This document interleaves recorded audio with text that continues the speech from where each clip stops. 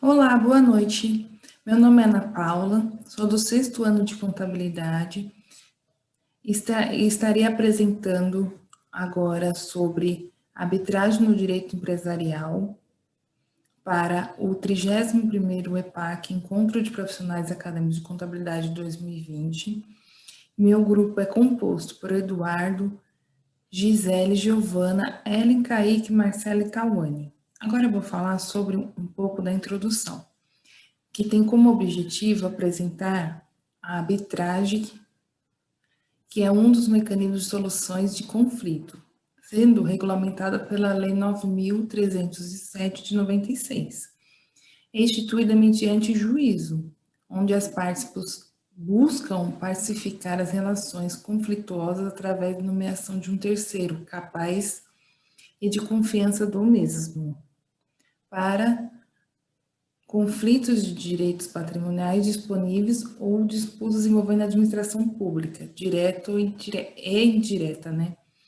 Que é incluída através da Lei 13.129 de 2015. Agora eu vou falar sobre a história da arbitragem, que é dividida em três: na Roma, na Grécia e no Brasil.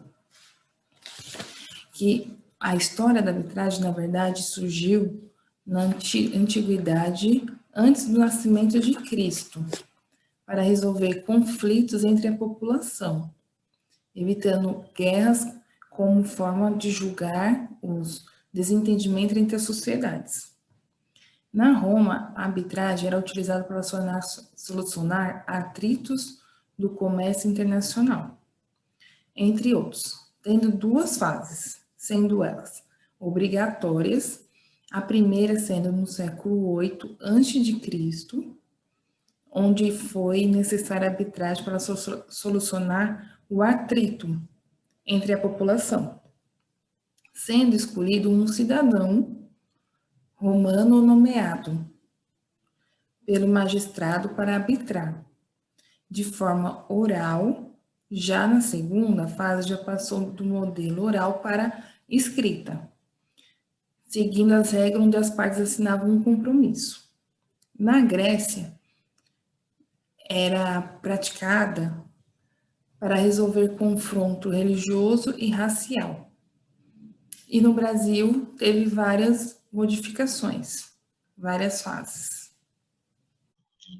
Olá, vamos falar sobre a arbitragem brasileira. Teve uma constante evolução desde a época em que o país estava submetido à colonização portuguesa. Seu desenvolvimento veio através da Constituição de 1824, onde as partes pudessem nomear juízes árbitros para dirimir conflitos nas causas cíveis e penais. O Código Comercial de 1850 é obrigatório para litígios comerciais. O Código Civil de 1916, a sentença só seria executada depois de homologada. O Código de Processo Civil de 1939, sendo ressurgida constitucionalmente pela Carta Magna de 1946, e entre outros. Na Lei 9.307 de 1996, foi o marco histórico da arbitragem. Ele esclarece os pontos importantes do Instituto de Arbitragem.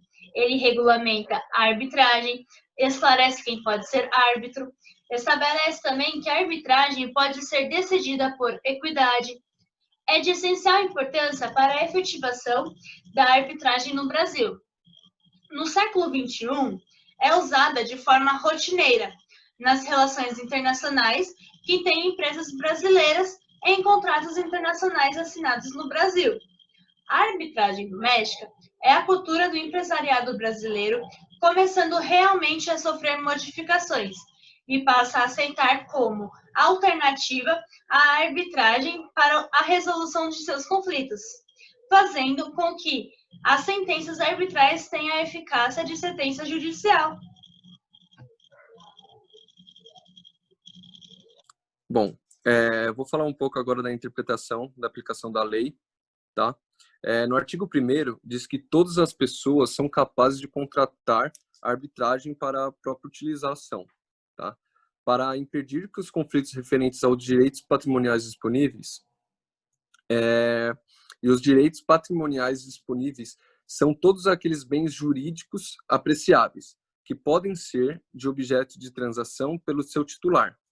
A lei define claramente o seu campo de atuação e o restrito em que vai atuá-la, aos direitos patrimoniais disponíveis. Tá? Então, basicamente, essa é a interpretação da lei. Tá? Vou falar um pouco agora do conceito sobre arbitragem. Bom, o conceito de arbitragem, ele constitui-se de um método eficaz, seguro, sigiloso e técnico de rápida resolução de conflitos, no qual as partes, através de uma assinatura de compromisso, se reúnem ao Poder Judiciário, determinando as suas regras. Ou seja, basicamente, as partes ela vai escolher um árbitro para que possa entrar em uma discussão sobre os seus direitos patrimoniais disponíveis. Então, basicamente, esse é o conceito de arbitragem. Convenção arbitral. A convenção da arbitragem é o documento ou cláusula que fará com que o conflito seja conduzido a uma arbitragem. E esta convenção de arbitragem pode ser dividida em dois tipos básicos: a cláusula compromissória e o compromisso ou cláusula arbitral. A cláusula compromissória é um contrato, um apêndice a este contrato, afirmando que os conflitos que ocorrerem futuramente, se ocorrerem, ao invés de serem conduzidos ao Poder Judicial, eles serão decididos por meio de procedimento arbitral. Esta cláusula compromissória pode ser uma cláusula cheia, trazendo todos os detalhes de como funcionará o procedimento arbitral, ou uma cláusula compromissória vazia, deixando para resolver os detalhes caso ocorra um conflito.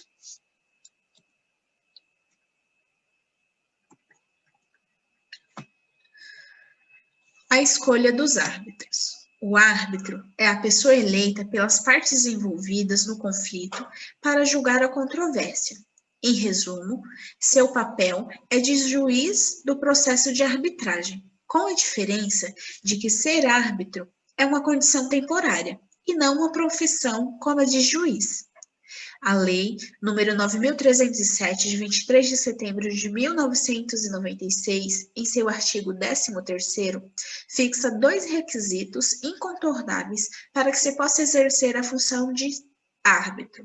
Primeiro, ser pessoa capaz. Segundo, que tenha a confiança das partes. Apesar da lei apresentar estes dois requisitos, entendemos que não basta ao árbitro ser pessoa capaz e que tenha confiança das partes. É importante que o profissional escolhido tenha conhecimento, qualificação e experiência na área a ser arbitrada. Eu sou Eduardo Bezerra. Eu vou falar um pouco sobre o procedimento arbitral. A arbitragem ela é considerada instituída quando o árbitro ou os árbitros dão um aceite à nomeação ao procedimento arbitral. O procedimento arbitral ele tem várias audiências. Quando a primeira audiência ela é feita para tentar uma conciliação entre as partes. Se as partes aceitarem essa conciliação, aí o árbitro profere a sentença arbitral nessa primeira audiência. Se não for aceita essa conciliação, então o procedimento arbitral ele segue com as próximas etapas. Uma próxima etapa é quando as partes elas fazem suas alegações quanto ao litígio e acrescenta as provas que serão anexadas ao processo. Essas provas elas podem ser documental, testemunhal ou pericial. Numa próxima audiência, o árbitro ele vai analisar, estudar e julgar essas provas que foram anexadas aos processos. Depois desse julgamento, o árbitro tem um prazo que foi estipulado entre ele e as partes para enviar a sentença arbitral às partes. Lembrando que os atos do procedimento arbitral ele não pode ser divulgado sem o consentimento das partes e que as audiências em si elas não necessitam de nenhuma formalidade. Os árbitros eles têm que ser imparcial e não pode dar privilégio a nenhuma das partes. Vou falar um pouco também sobre a sentença arbitral. A sentença arbitral, como eu havia dito, ela tem que ser enviada dentro do prazo que foi estipulado pelas partes e o árbitro. Porém, se não tiver sido estipulado nenhum prazo, a lei da arbitragem ela fala que o árbitro tem 6 meses para enviar essa sentença, contado a partir da instituição do procedimento arbitral. A decisão ela será tomada, quando for mais de um árbitro, pela maioria. Se não houver uma decisão majoritária, então vale o voto do presidente do tribunal arbitral.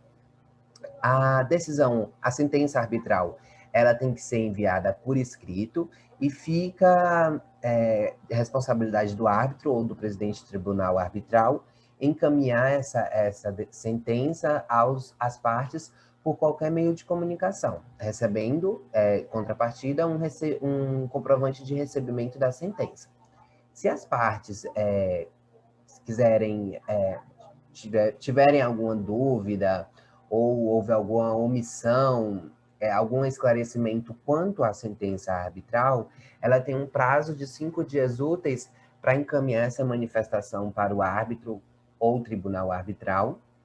E este, por outro lado, tem um prazo de 10 dias úteis para encaminhar uma nova sentença acrescida da resposta à manifestação que foi solicitado, no prazo de 10 dias úteis.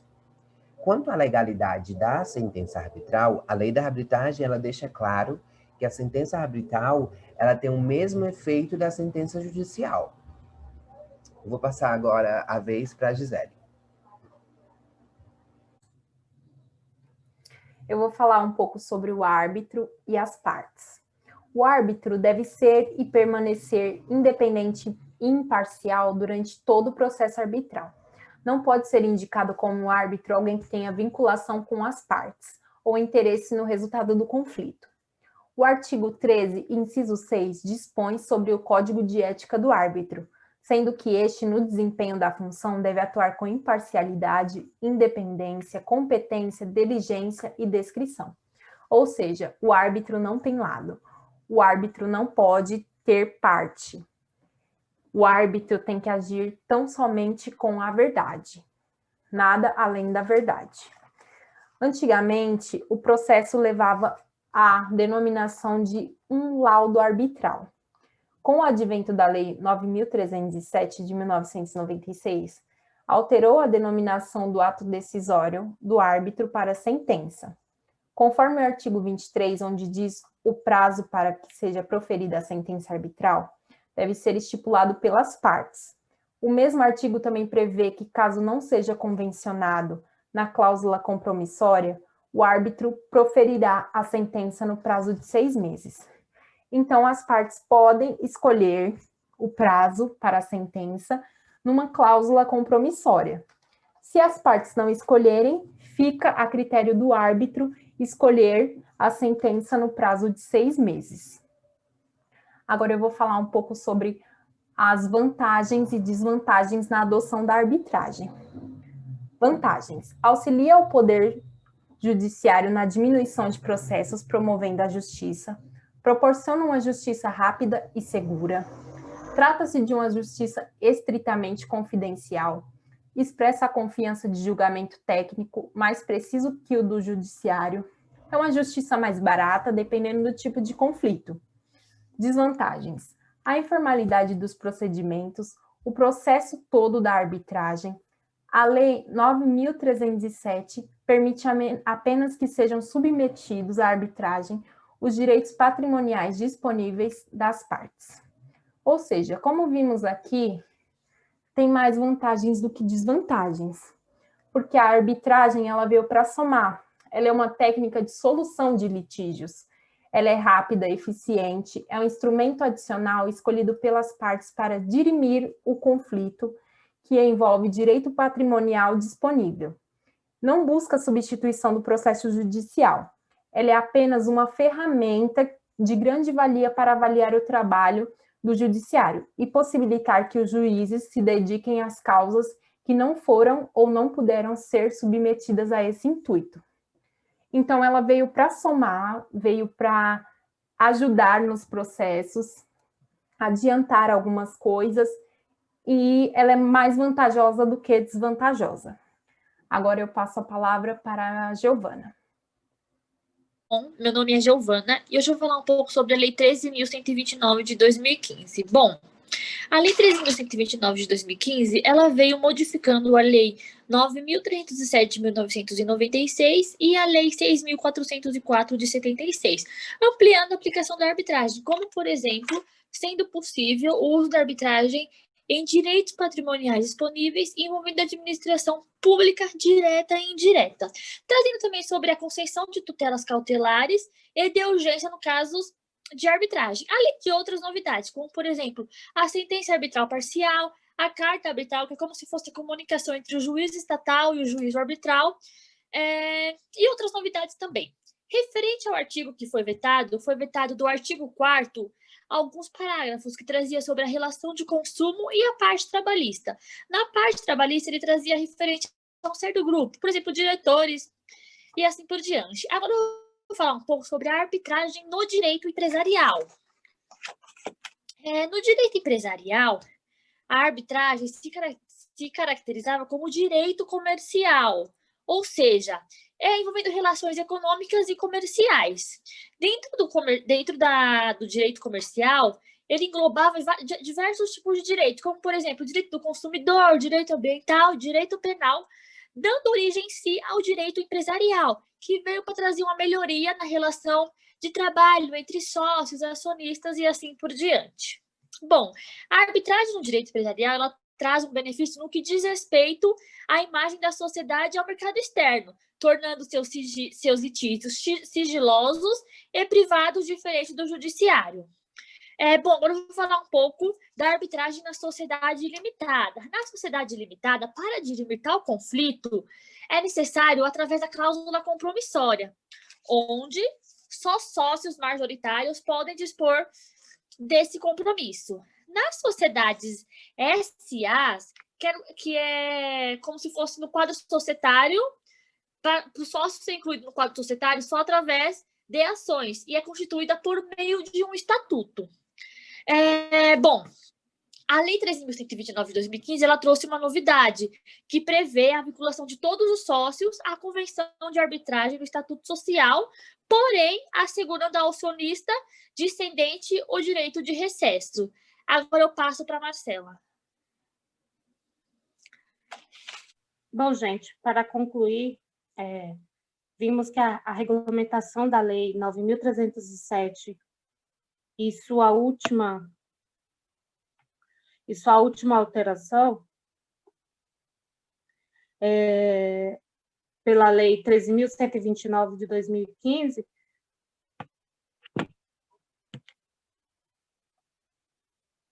trouxe alternativa essencial para resolver litígios sem a intervenção nenhuma do Poder Judiciário estatal, sendo possível arbitrar em casos envolvendo direitos patrimoniais disponíveis ou disputa envolvendo a administração pública direta e indireta, que foi incluída pela a última alteração da Lei 13.129 de 2015. As partes com autonomia renunciam ao Poder Judiciário, assim, eles se submetem à arbitragem para acabar com qualquer desentendimento, se tornando uma ótima opção, pois é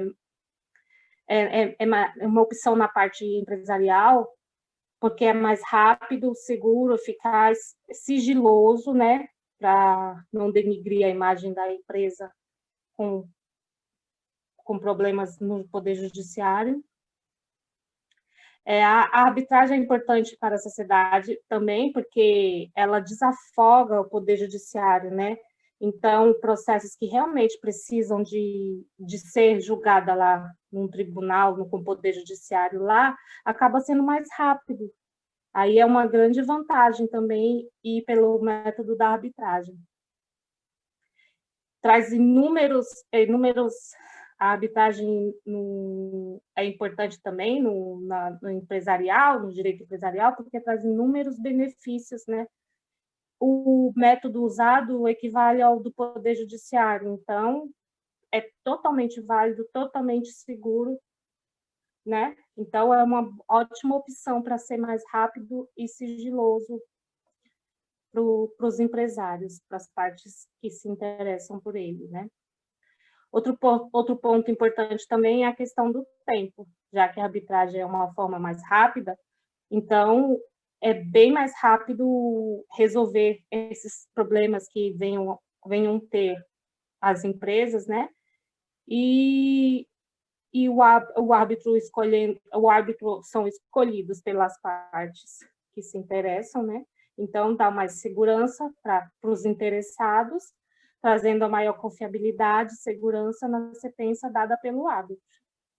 Bom, pessoal, falamos da arbitragem no direito empresarial, agradecemos a atenção de todos e até a próxima.